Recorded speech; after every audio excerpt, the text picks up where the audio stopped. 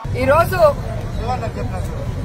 అంబేద్కర్ గారి జయంతి సందర్భంగా అందరూ సంతోషంగా ఘనంగా నివాళులు అర్పించాలని అనేక కార్యక్రమాల్ని రెడీ చేసుకున్నాం.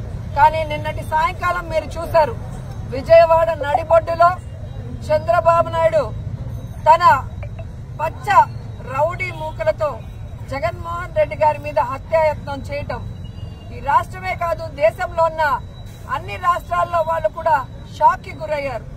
అంటే ప్రజల అభిమానం పొందడానికి ప్రజలకు చేసిన మంచి చెప్పుకోవాలి, లేదా ఏం మంచి చేయబోతున్నామో చెప్పుకొని వారి యొక్క ఆశీర్వాదాలు తీసుకోవాలి. గాని ప్రజలు అభిమానించే నాయకుడిని లేకుండా చేసి తాను అధికారంలోకి రావాలన్న కుట్ర కుతంత్ర రాజకీయం చంద్రబాబు నాయుడు చేయడం దురదృష్టకరం. గతంలో కూడా పాదయాత్రలో జగనన్న మీద ఏ విధంగా కత్తితో దాడి చేశారో మనం అందరం కూడా కళ్ళారా చూసాం.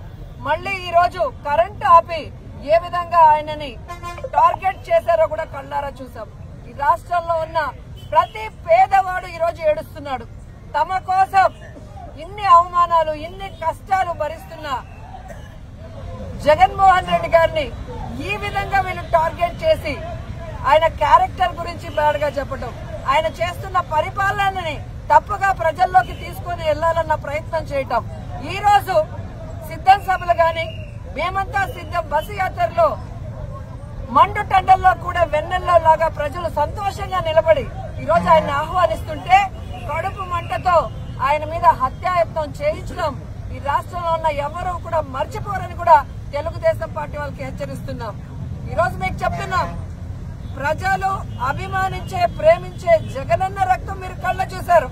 ఖచ్చితంగా 2024 మే 13 జరిగే ఎన్నికల్లో తెలుగుదేశం జనసేన పార్టీల రక్తాన్ని కళ్ళ చూసే విధంగా ప్రజలు వాళ్ళకి ఓట్లతో బుద్ధి చెప్పి ఆ పార్టీని ఈ రాష్ట్రం నుంచి తరిమి కొడతాయని కూడా వాళ్ళకి తెలియజేస్తూ ప్రజల్లోకి జగనన్న అభిమానులంతా వెళ్లి చంద్రబాబు నాయుడు చేస్తున్న కుటిల రాజకీయాలు వెన్నుపోటు సింపతీలతోటి గెలవాలని ట్రై చేయకండి. ఎక్కువ కాలం పనిచేయవి. అటు మమతా బెనర్జీ ఇలా కొంతమంది ప్రయత్నించారు, కొంతమంది వర్కౌట్ అయింది, కొంతమంది వర్కౌట్ కాల. సింపతీలు వద్దు. మీ వైఎస్ఆర్సీపీ ప్రభుత్వం ఉన్నంతసేపు అన్ని సింపతీ డ్రామాలతోనే మీరు ఇంతకాలం గెలుచుకుంటూ వచ్చారు.